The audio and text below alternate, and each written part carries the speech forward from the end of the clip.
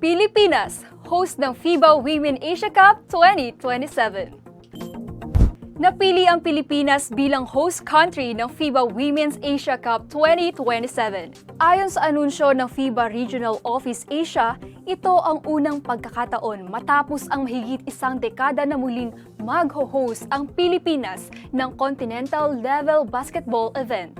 Huling ginanap sa bansa ang naturang antas ng kompetisyon noong 2013 FIBA Asia Cup sa Maynila. Ayon sa FIBA, malaking hakbang ito para sa patuloy na paglago ng women's basketball sa Asia at makakatulong sa pagsulong ng programa para sa mga babaeng atleta sa Pilipinas.